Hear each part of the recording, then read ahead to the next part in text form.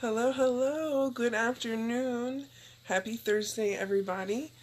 For those who have never caught me live before, my name is Jewel, and I am a recovering addict. I celebrated 8 years clean in August of 2018, and God willing, I will celebrate 9 years this August.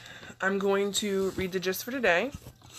I'm going to invite a couple people on real quick so that nobody misses it that wants to see. If you or someone you know is in recovery, or even if they're in active addiction and you feel like they could benefit from this video, please feel free to share it out or tag them. Either way. Also, for anybody who may be interested, my brother-in-law and I have a Breaking the Chains community group that we started just, to have a place where people could come in and, get more support. As most of you know, when it comes to addiction and recovery, you can never have too much support, in my opinion. So, I'm going to read. Today is January 31st. Hello, ladies. Thanks. Brianna, let me tell you this really funny story, and then I'm going to read the gist for today. On New Year's Eve, this is how much of a cornball I am, okay? On New Year's Eve, it had already been like, New Year's had already happened for us. It was already midnight. And I looked at my husband and I was like, they say all the time that there's people that live out in California are so far ahead of us. I was like, and here they are still stuck in last year. And I cried. It was so funny to me. I have silly humor, guys. I make up super stupid jokes and just laugh my ass off at them because I just think I'm so hilarious. So I've been to the gym this morning, and it was leg day. And my legs feel like spaghetti. And they don't really hurt. They're not sore yet, but they're just really shaky. And to the point where I had to have my husband drive home from the gym and daycare because I was when I was pressing the gas and I was pressing the brake, my leg was shaking, and I was like, you're gonna have to drive, because if I have an accident because we went to the gym, I'll never live that down. So, hey Wendy, how are you? Wendy, we have to get together. I know that you're not living over here anymore, but we should get together, some of the girls from the Rad House that were there when Mama Wendy was there, because I haven't seen anybody really since the funeral. So, okay, so I'm gonna read the gist for today. And I'm going to start with this piece because I like it, and it's a piece, some of the meetings, depending on the NA meeting that you go to, sometimes they read this in the beginning or in the end. So I'm going to read that, and then I'll read today's just for today. So, just for today, my thoughts will be on my recovery, living and enjoying life without the use of drugs. Just for today, I will have faith in someone in NA who believes in me and wants to help me in my recovery. Just for today, I will have a program. I will try to follow it to the best of my ability. Just for today, through NA, I will try to get a better perspective on my life. Just for today, I will be unafraid. My thoughts will be on my new associations, people who are not using and who have found a new way of life. So long as I follow that way, I have nothing to fear. Brandy, where are you at? I forget where you're at. I to be completely honest, I don't travel. I really don't. A couple years ago, well, not even a couple years ago, in 2017, the day that my niece was born, we were in a car accident on our way to go see her. And my husband says it really wasn't that bad, but to me it was very traumatic for me. So I literally, I don't like to travel. I have a comfort zone, and I don't like to go out of it. Oh, you're in Maine? I'm definitely not coming up there because it snows and it's cold. I mean, I'm in Maryland, so it's cold here and it snows here too, but you guys get it a lot worse than we do. Bree said, I used to say I'm so tired and I can go to sleep now and wake up next year. We should take our act on the road. Hey, Melody, how are you? Okay, so I'm going to read the gist for today. Today is January 31st. Trust. Just for today, I will have faith in someone in NA who believes in me and wants to help me in my recovery. Basic text, page 93. Learning to trust is a risky proposition. Our past experience as using addicts has taught us that our companions could not be trusted. Most of all, we couldn't trust ourselves. Now that we're in recovery, trust is essential. We need something to hang on to, believe in, and give us hope in our recovery. For some of us, the first thing we can trust is the words of other members sharing in meetings. We feel the truth in their words. Finding someone we can trust makes it easier to ask for help, and as we grow to trust in their recovery, we learn to trust our own. Just for today, I will decide to trust someone. I will act on that trust. Hey ladies, thanks for joining. So I'm going to be completely honest. Trust really has not been... It was not ever really a hard thing for me to do because, honestly, I'm one of those people who I believe people are better than what they may be. I actually consider it a defect of myself because I trust too easily. I always want to believe that people are going to do what they say, and follow through with their actions. And that was a hard lesson for me to learn. But I do want to say that trust was a really hard thing for my mother-in-law. And I really feel like, Wendy, I don't know if you're still on here or not, but I remember when she went to RAD, which was a local recovery house. And Wendy, she was actually on here. She might not be on here, but Wendy was in the house when she went in there. And trust was something that was so hard for her. She didn't trust anybody at all. And to say that she, trusted me or my husband probably really wasn't completely accurate, even though that was her son.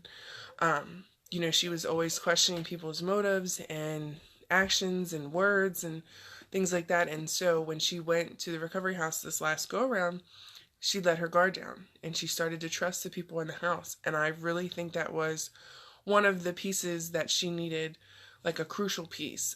Another one was actually being able to be herself, to actually tell her side of the story, to, be able to tell people the wreckage of her past. Because I always felt like she never really dealt with it fully. And that just goes back to trust, because if you can't trust somebody, then you can't bare your soul to them.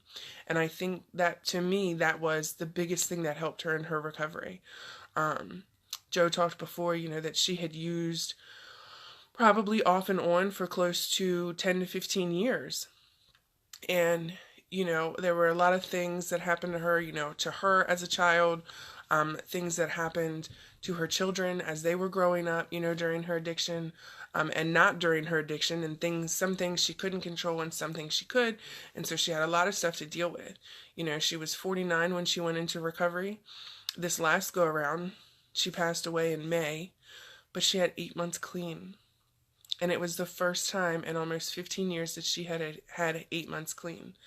And I really believe that if she was still here with us now, we would have celebrated her year anniversary back in August. We would have celebrated Christmas with her. I'm not going to go into too much because it's going to make me cry. So, trust is a big thing for people. I know it is. It's not always been a hard thing for me, but I can understand why it's hard for other people. Brandy said, trust is a hard thing for me. I have such a hard time trusting. Yeah, that's why it's hard for me to speak up about what I'm struggling with. Brianna said, me too. Yeah, it can be hard. And I can understand that. And I feel like some people would probably venture to say it's the naive side of me that trusts too easy. Sorry, guys. I've already had like 3 bottles of water, but I'm still thirsty.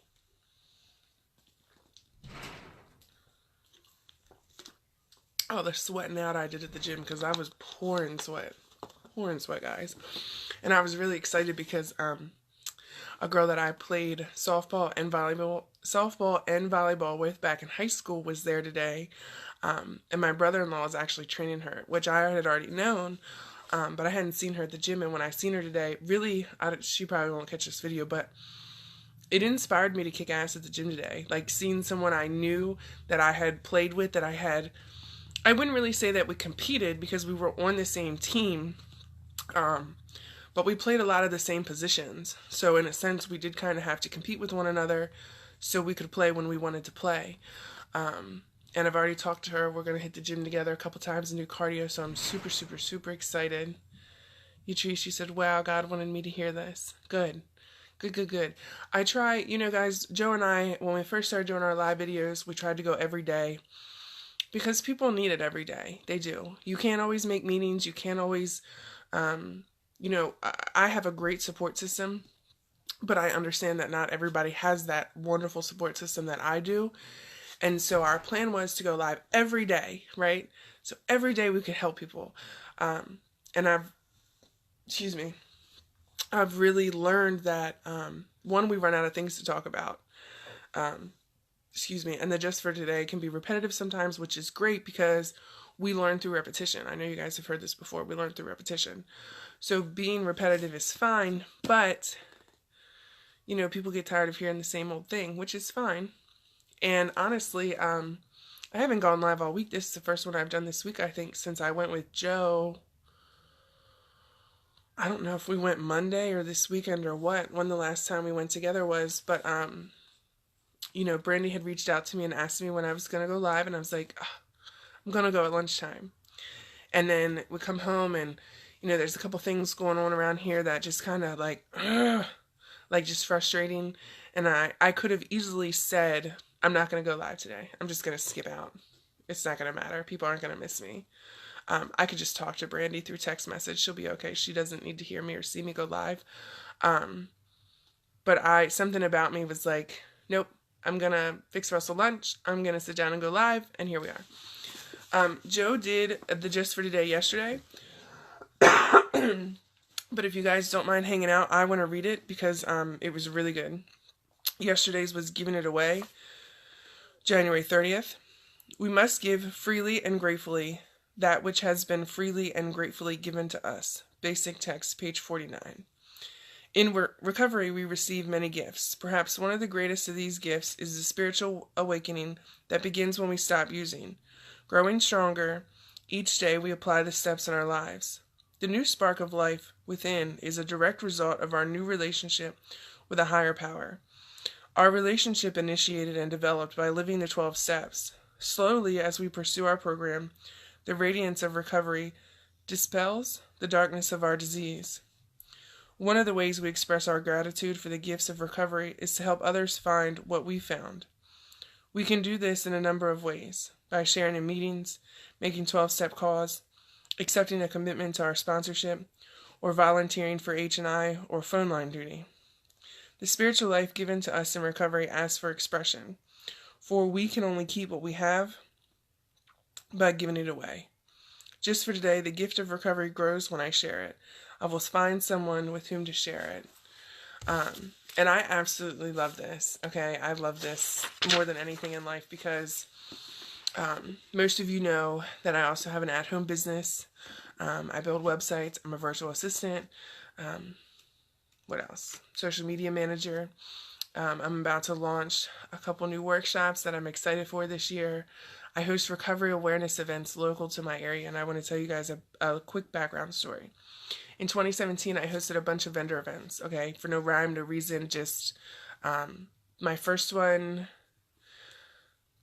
boy, I can't even remember. March Madness was my first one. And I don't watch basketball. Do you watch basketball? I don't watch basketball. Which it wasn't basketball related. Then I did one in April that I did April extravaganza. I did a Mom's Day out in May.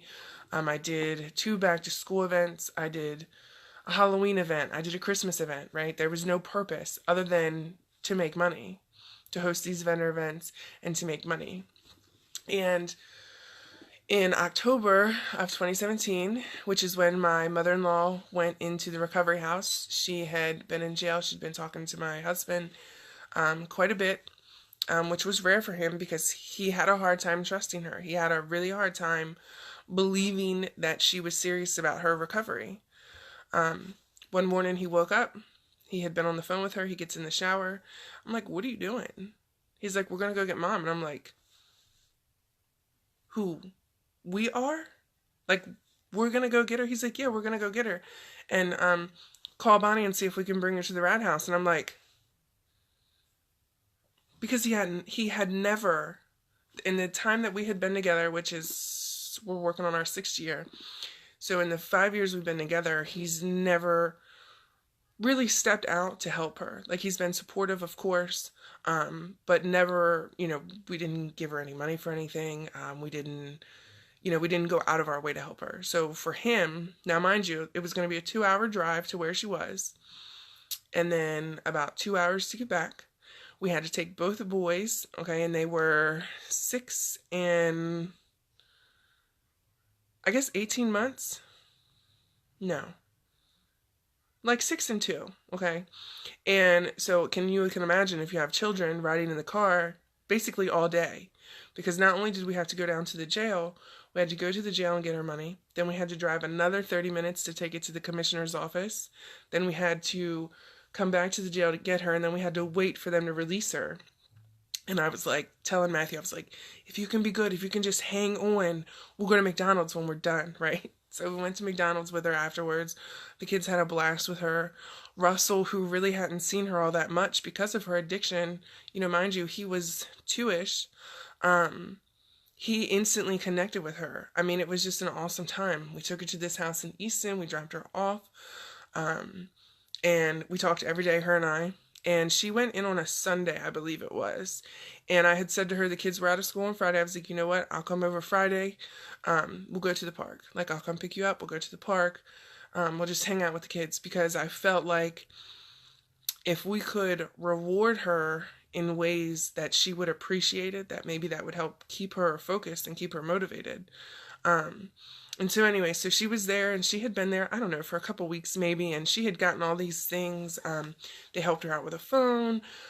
She had a really bad back. One of the girls brought her a cane home from her job, and she hadn't even met the girl yet, but the girl heard her talking to somebody else and brought her a cane home from work, and that was huge to me, okay? I know it's little, I know it seems silly to some of us, but it was huge for me. She didn't have to worry about bed sheets, the head sheets. She had personal things as far as, like shampoo, deodorant, toothbrush, soap, all that good stuff. And then on Tuesday, they said that there's a program nearby, a church program, and they give out bags of food. You can go in and they'll give you a bag, and you can get some protein and vegetables and bread and milk and, all kinds of different stuff. It's this huge thing they do they do it twice a week, and it's humongous.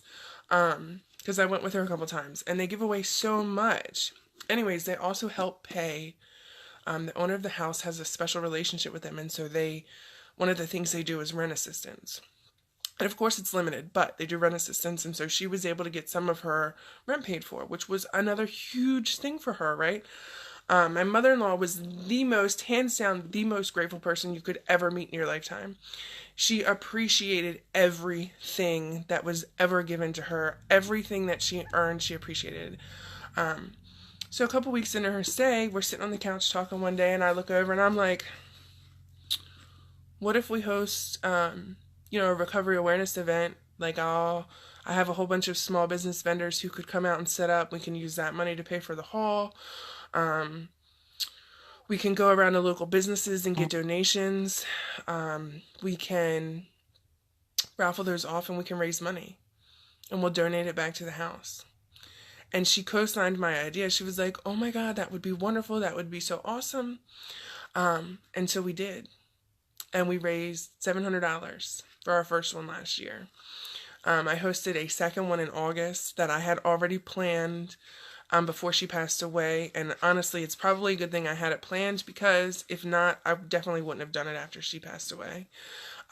She passed away in May of last year, and it was one of the hardest things I've ever gone through in my entire life. Of course, I have lost family before, and I have lost amazing friends before. I've buried friends who overdosed and died. But it just, nothing compared to this. Her and I were best friends. We talked every single day for hours. I believe everything happens for a reason. I believe that she got clean for a reason. Some days I debate back and forth. Did she know that her time was ending? Because she was very intuitive. And so I feel like she may have known. But then that makes me say, well, if she knew, why didn't she tell me? I could have prepared. I never could have prepared for it, but, that's how, as addicts we think we know it all, and so that's kind of how I think about it. So I'm actually really glad that I had planned the event in August, because I had met, through this process, I had met two ladies, Sherry and Kathy, who started a nonprofit. To be honest, I don't know how long they are. Hey, Dad. They started this nonprofit, and I don't know how many years it's been, honestly, but basically what they do is they help women get into recovery. For instance, if you called and said you needed to go into a recovery house, you had a place lined up to go, but you need money for your deposit or to get in for the first week's rent, if they have the funds, they come and pay it. They do the same thing, I believe, for the treatment center. And so I was planning this event in August, and I had reached out to a house in Kent County because that's where the event was going to be. They were all excited. The woman told me that I was like a real angel on earth, which really moved me. And unfortunately, they ended up having to pull their participation from the event about 2 weeks before it happened due to, I think really that it boiled down to some paperwork. They didn't have all the paperwork they needed as far as their stats and things. And they were advised not to participate in any fundraisers until they got that stuff straight. So even though I was upset, I reached out to Kathy and Sherry, who were already planning to come to my event. They were going to set up a table for their nonprofit. And I called Sherry and I was like, freaking out, in tears almost. And I was like, hey, can I donate to your nonprofit? And she was like, of course you can. Of course I'm not going to say no to that. So they came out. We only raised $300 the second go around, but that makes $1,000 in total for the year that I was able to raise for other women in recovery. And so after talking to Sherry and Kathy a couple times, they host Fed Up rallies as well, local in our area. Sherry was like, well, do you just want to be on the board? And I was like, that sounds scary. I've never been on a board of anything. I've never had anybody ask me to be on the board of anything. I'm like, well, what does that entail? And she's like, well, we only meet a couple times a year. And I had already told her that the events I do this year, I was going to raise money for them. So, my goal for them this year is $5,000, which is high. But I'm confident that we'll get there. So anyway, thanks for hanging on, Brandy. I think you're about the only one. Hey, Missy, how are you? So I really believe that everything happens for a reason, and had I not had the event planned anyway, then I wouldn't have really got to meet Sherry and Kathy because they couldn't make it to the first one. So I wouldn't have got to see them for the second one. And, I really wouldn't have got to know them. So, and then on top of that, they wouldn't have asked me to be a part of their organization, which is really odd because, not odd, but it's kind of like ironic because I had all intentions, like I wanted to start a nonprofit and I wanted to do literally exactly what they do. So now I don't have to do that. Now I can just help with them. And, Joe and I talked before about opening a recovery house. We want to call it Wendy's house. So I'm really excited for that. That will give me, the time to be able to focus on that, so. -16, but no extra snow to shovel today for once. Shoo! It's, I don't know what it is here. I don't think we're in the negatives. We're here in Maryland. I think this morning we were in the negatives, but we're probably just in the single digits. And we don't have any snow here. Some parts of Maryland do have snow, but we didn't get any snow. We got a couple, what do they call them? Quarrels of snow? I don't know. We had like it snowed for a very little bit yesterday. So, but no snow. We do have some ice. And that's really just from the rain that was left over from a couple days ago. So, alright guys. Well, I read the gist for today, which is, just for today, I will decide to trust someone. I will act on that trust. So I thank you guys for listening. Oh my God, Missy, I couldn't even deal. I thought it was bad here. I have a friend who's out in Chicago, and it was -22 during the day, and I was like, I don't know how you do that, because I don't like the cold. I don't like the heat either, but I definitely don't like the cold. So, alright guys, thanks for listening. Remember, if you or someone you know is suffering, please feel free to reach out. You can also reach out, if you have any men that need assistance, you can reach out to my brother-in-law, Joe. Joe, you want to get on real quick? Oh, Joe got on and got off real quick. I was going to invite him on, but he's gone, I guess. Are you still here, Joe? Did you want to get on with me? That's crazy that he hopped on right as I was talking about him. So anyways, if you know any men in recovery or that need to be in recovery, you can always reach out to Joe and he can get him helped. You can always reach out to me. If you know someone who needs this video, feel free to tag them or share this out with them. And if any of you are interested in a work from home career, I'm going to go live later tonight to talk about my virtual assistant workshop. Basically talking about what the plan for it is, how much it will cost. It's going to be a one-time low fee. This is going to be the lowest it's ever going to be. So if you want to hop on for that, feel free to. I hope you guys have an awesome, awesome day on purpose. I've got to go eat now because I'm hungry. See you guys.